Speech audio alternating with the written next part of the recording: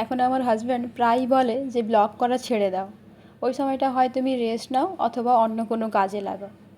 আমারও মাঝে মাঝে মনে হয় যে আর ব্লগ করব না, এতদিন ধরে ব্লগ করছি অথচ কোনো কিছুই পেলাম না।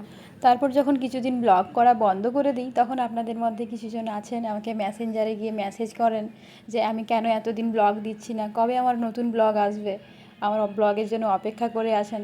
এইসব যখন মেসেজগুলো পড়ি না, তখন মনে হয় এইগুলোই আমার জীবনের সেরা প্রাপ্তি, আর কোনো কিছু লাগবে না। আপনাদের মধ্যে অনেকে আছেন আমাকে বিভিন্ন সময় বিভিন্ন রকম পরামর্শ দেন, আমি অসুস্থ হলে আমার সুস্থতা কামনা করেন।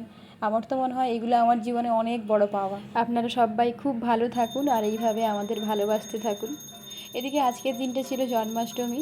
দুপুরবেলা খাওয়া দাওয়ার পরে ঠাকুরের জন্য নাড়ু বানিয়েছিলাম তিল আর নারকেল দিয়ে। বড় নাড়ুগুলো আমি বানিয়েছিলাম আর ছোটো ছোটো নাড়ুগুলো ঈশা বানিয়েছিল। নাড়ুগুলো কেমন হয়েছে সেটা অবশ্যই কমেন্টে জানাবেন। এরপর সন্ধ্যাবেলা পুজো দিয়ে